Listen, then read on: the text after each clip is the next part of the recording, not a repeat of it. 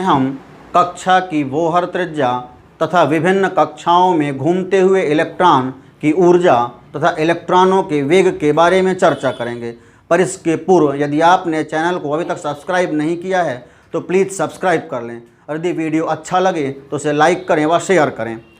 देखिए, कक्षा की बोहर त्रिज्या, कक्षा की बोहर त्रिज्या की गणना।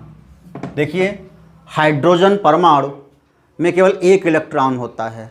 नाभिक के चारों ओर वह एक इलेक्ट्रॉन जब घूमता है, नाभिक के चारों ओर हाइड्रोजन परमाणु का ये एक इलेक्ट्रॉन जो घूमता है, तो इस घूमते हुए इलेक्ट्रॉन पर दो प्रकार के बल कार्य करते हैं।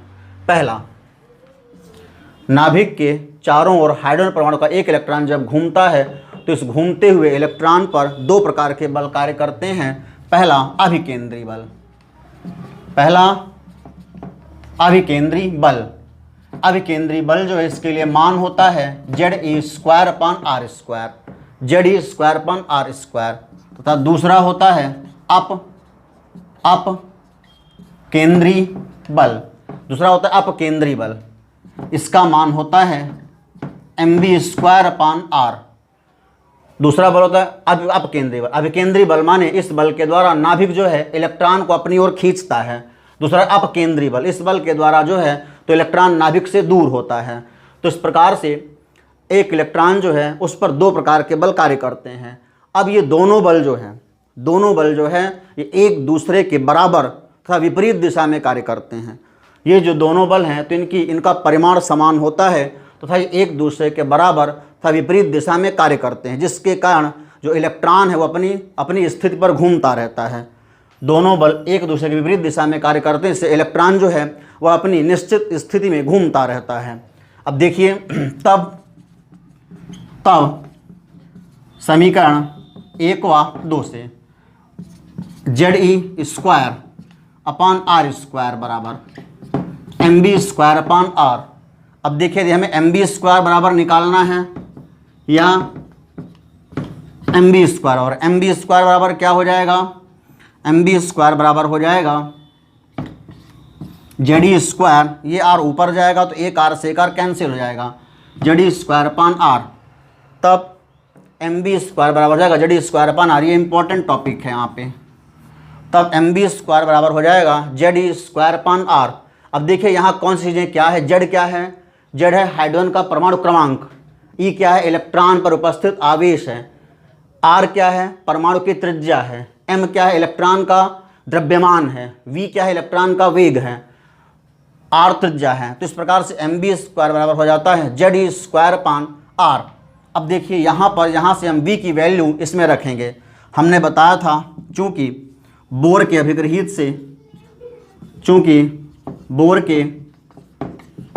से हमने बताया था कि कक्षक के कोणीय संवेग mvr बराबर होता है nh/2π। चूँकि बोर के अभिग्रहित से mvr बराबर होता है nh/2π, तब v बराबर क्या हो जाएगा? nh/2πmr। तब v बराबर हो जाएगा nh/2πmr हो जाएगा।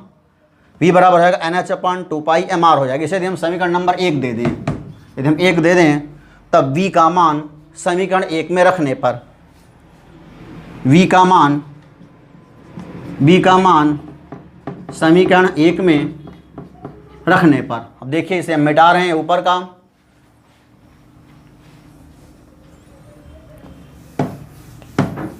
समीकरण 1 में रखने पर देखिए v बराबर nh/2π, इसे हम यहाँ पर रखेंगे, तब ये हो जाएगा m v² माने n² h²/2π² माने 4π² और m² r का स्क्वायर, ठीक है, इक्वल टू Ze²/r।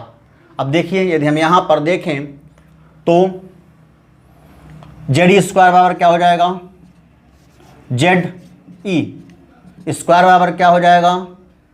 एक m से एक m कट जाएगा, बचेगा एक r से एक r कट जाएगा, n² h²। इस m से एक m कैंसिल हो गया, इस r से एक r कैंसिल हो गया, तो n square h square upon 4 पाई स्क्वायर m, 4 पाई स्क्वायर m r, एक m बचेगा और एक r बचेगा, तो जेड स्क्वायर बराबर हो जाएगा n square h square upon 4 पाई स्क्वायर m r। अब देखिए, तब यहाँ पे यदि हम देखें तो r बराबर क्या हो जाएगा, जो हमको ज्ञात करना है, त्रिज्या ज्ञात करनी है, कक्षा की बोहर त्रिज्या ज्ञात करनी है, तो r बराबर क्या हो जाएगा, r बराबर हो जाएगा n square h square upon 4 pi square Z square, n square h square upon 4 pi square Z square m, या m Z square, m Z square. अब देखिए, इसके बाद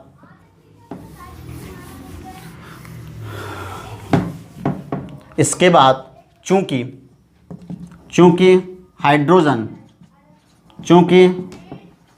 हाइड्रोजन परमाणु के लिए Z बराबर 1 होता है, अतः R बराबर क्या हो जाएगा, n square h square upon 4 पाई स्क्वायर m ई स्क्वायर। इस प्रकार से हाइड्रोजन परमाणु के लिए कक्षा की बोहर त्रिज्या की गणना निम्न सूत्र द्वारा की जा सकती है। कक्षा की बोहर त्रिज्या की गणना जो है हाइड्रोजन परमाणु के लिए, कक्षा की बोहर त्रिज्या गणना निम्न सूत्र के द्वारा की जा सकती है। अब इसमें यदि हम देखें तो h स्क्वायर 4 पाई स्क्वायर m स्क्वायर, ये सब क्या है, स्थिरांक हैं, ये सब क्या स्थिरांक हैं। अतः चूंकि h m e व पाई आदि स्थिरांक हैं, तब r is proportional to n square. अतः जो परमाणु की त्रिज्या है वह कक्षा की संख्या के वर्ग के अनुक्रमानुपाती होती है। अर्थात यदि n बराबर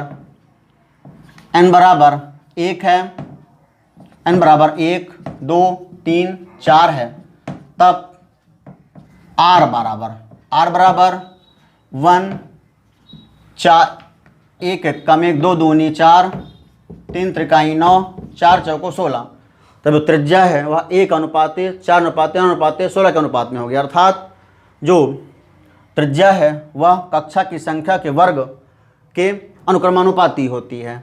दूसरी बात यदि देखें हम यहाँ पर तो r बराबर यदि हम इन सभी के मान रखते हैं, n स्क्वायर h स्क्वायर 4 पाई स्क्वायर m स्क्वायर, इनके मानों को रखते हैं और इनका गुणा भाग करते हैं, तब r बराबर हो जाता है n square into 0.529 into 10⁻⁻8 centimetre.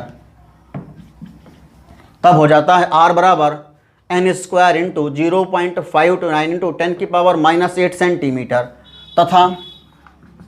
तथा चूंकि हाइड्रोजन के लिए n बराबर 1 होता है, हाइड्रोजन का इलेक्ट्रॉन जो है पहली कक्षा में होता है।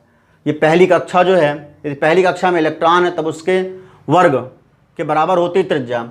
चूँकि हाइड्रोजन के लिए n बराबर 1 होता है, अतः स्मॉल r बराबर 0.529 इंटू 10⁻⁻8 सेंटीमीटर। जो हाइड्रोजन परमाणु है, तो हाइड्रोजन परमाणु के लिए जो बोर कक्षा की त्रिज्या है, हाइड्रोजन परमाणु के लिए बोर कक्षा की त्रिज्या जो है वो होती है 0.529 इंटू 10⁻⁻8 सेंटीमीटर। तथा इस प्रकार से हम हाइड्रोजन परमाणु के लिए कक्षा की बोहर त्रिज्या की गणना कर सकते हैं। इसके बाद अब हम देखते हैं, इसे कॉपी में नोट कर लेंगे।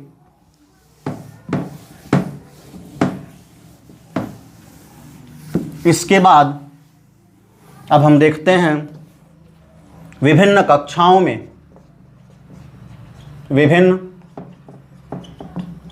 में उपस्थित इलेक्ट्रॉन की ऊर्जा। देखिए, विभिन्न कक्षाओं में उपस्थित इलेक्ट्रॉन की ऊर्जा, विभिन्न कक्षाओं में इलेक्ट्रॉन की जो ऊर्जा है विभिन्न कक्षाओं में इलेक्ट्रॉन की ऊर्जा अर्थात ईएन एनवी कक्षा के लिए, विभिन्न कक्षाओं में एनवी कक्षा के लिए इलेक्ट्रॉन की जो ऊर्जा है ईएन, ये बराबर होती है स्थितिज ऊर्जा धन गतिज ऊर्जा के, धन गतिज ऊर्जा के। तब ईएन एनवी कक्षा के इलेक्ट्रॉन की जो ऊर्जा है स्थितिज ऊर्जा, इस स्थितिज ऊर्जा का मान होता है Ze square upon R minus Ze square upon R, इसका मान होता है En बराबर होता है, स्थितिज ऊर्जा होती है minus Ze square upon R plus गतिज ऊर्जा होती है 1/2 mv स्क्वायर। अब देखिए यहाँ पर तब En बराबर minus Ze square upon R plus 1/2। देखिए हमने बताया था mv स्क्वायर बराबर होता है Ze स्क्वायर अपान आर के, चूँकि mv स्क्वायर बराबर होता है Ze स्क्वायर अपान आर के, हम निकाल चुके हैं। mv स्क्वायर बराबर होता है Ze स्क्वायर अपान आर के, तो यहाँ पर रख सकते हैं 1/2 Ze स्क्वायर अपान आर। अब देखिए En बराबर, यदि हम यहाँ से इसको कॉमन ले लें अर्थात Ze स्क्वायर अपान आर को कॉमन ले लें तो यहाँ पर बचता है 1/2 माइनस 1, तो En बराबर हो जाएगा minus 1/2 Ze square upon R के।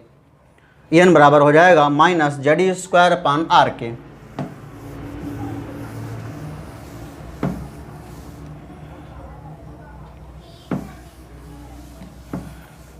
अब देखिए यहाँ पर यदि हम r की वैल्यू जब रखेंगे उपरोक्त समीकरण में स्मॉल r का मान रखने पर इसका मान जब हम रखेंगे तब En बराबर हो जाएगा माइनस 1/2 Ze स्क्वायर अपान r बराबर हमने निकाला था कि होता है n square h square upon 4 पाई स्क्वायर m r, 4 पाई स्क्वायर m r। तो जब हम इसको रखेंगे तो ये हो जाएगा En बराबर माइनस 1/2, ये ऊपर जाएगा तो Ze स्क्वायर अपॉन r बराबर me स्क्वायर, तो Ze स्क्वायर ये ऊपर वाला हो गया into 4 pi square into me square upon n square h square, ये ऐसा हो जाएगा। ये ऊपर जाएगा तो Ze स्क्वायर गुणे 4 pi square me square upon n square h square. अब देखिए तो En बराबर हो जाएगा माइनस यहाँ से जो 2 है 2 से 100 काट देंगे, 2 दूनी 4 हो जाएगा, तो ये बचेगा minus 2 pi square Z minus 2 pi square Z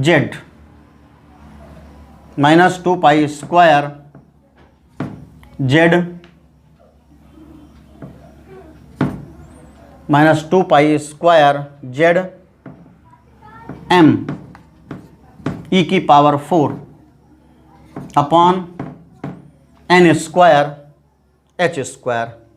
अब देखते हैं चूँकि हाइड्रोजन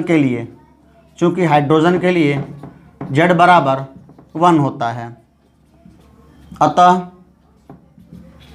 En बराबर हो जाएगा minus 2 pi square m e की power 4 upon N square H square. तो देखिए, अतः किसी भी कक्षा में जो घूमता हुआ इलेक्ट्रॉन है उसकी जो ऊर्जा है इसके द्वारा हम ज्ञात कर सकते हैं। अब इसमें जो है इनके मानों को जब हम रखते हैं M E N square H square pi, इन सब के मानों को जब हम रखते हैं तब यहाँ पर ई एन बराबर है मिलता है -13.6 upon N square, -13.6 upon N square electron volt per atom, या ई एन बराबर -1 अपॉन, या E N is proportional to 1 upon -1 upon N square. इस प्रकार से ई एन बराबर होता है -13.6 अर्थात जो किसी भी कक्षा में घूमता हुआ एनवी कक्षा में जो घूमता हुआ इलेक्ट्रॉन है उसकी ऊर्जा होती है इतनी, -13.6 अपॉन एन स्क्वायर, या एनवी कक्षा में घूमता हुआ जो इलेक्ट्रॉन है उसकी ऊर्जा समानुपाती होती है, इन्वर्सली प्रोपोर्शनल टू होती है -1 अपॉन एन स्क्वायर के, या E N is inversely proportional to -1 upon N square के। तो इस प्रकार से जो है हम किसी भी समीकरण में, इस प्रकार से हम जो है विभिन्न कक्षाओं में घूमते हुए इलेक्ट्रॉन की ऊर्जा निम्न समीकरण के द्वारा कर सकते हैं। इसे बॉक्स में बंद करेंगे। इस समीकरण के द्वारा हम किसी भी कक्षा में घूमते हुए इलेक्ट्रॉन की गणना कर सकते हैं। इसके बाद अब देखते हैं, इसके बाद है विभिन्न कक्षाओं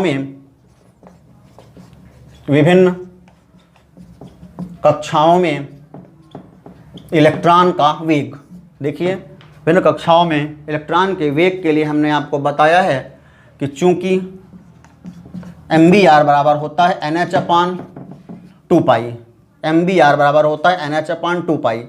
कक्षा के जिन कक्षाओं में इलेक्ट्रॉन घूमते हैं उनके लिए कोणीय संवेग का मान होता है MBR बराबर NH अपॉन 2π। चूँकि MBR बराबर होता है NH अपॉन 2π, तब इसमें यदि हम देखें तो V बराबर क्या हो जाएगा, NH अपॉन 2π MR हो जाएगा। V बराबर NH अपॉन 2π MR हो जाएगा। अब यहाँ पर हम R का मान रख देंगे। R का मान उपरोक्त समीकरण में रखने पर, R का मान जब रखेंगे तब क्या हो जाएगा, V बराबर हो जाएगा NH अपॉन, N है NH upon 2π M into R का मान हमने बताया है क्या होता था, N square H square upon 4π square M E का square, NH upon 2π M into N square H square upon 4π square M E का स्क्वायर। तब V बराबर हो जाएगा NH upon NH into 4π square M E square, NH into 4π square M E square, E square upon 2π M N square H square. तो देखिए V बराबर क्या हो जाएगा, एक N है एक H है तो ये कट जाएंगे, NH कट जाएंगे तो बचेगा क्या, 2π से 2π भी कटेगा तो बचेगा 2π। V बराबर हो जाएगा 2π, एक M से एक M कट जाएगा तो 2π E का स्क्वायर, 2π E का स्क्वायर अपॉन NH, केवल इतना ही बचेगा। ये NH तो कट गए, इससे M से M कट गया, 2 दूनी 4 हो गया, ठीक है। तो इस प्रकार से ये जो है 2π E का स्क्वायर अपन NH बचता है। तो इस प्रकार से किसी भी कक्षा में घूमते हुए इलेक्ट्रॉन का जो वेग है इस समीकरण के द्वारा ज्ञात किया जा सकता है। या इनमें ये सब पाई, ई, एन, एच ये सब स्थिरांक है, तो इनके मानों को रखेंगे तो v बराबर हो जाता है 2.18 इंटू 10⁸ अपॉन n सेंटीमीटर प्रति सेकंड।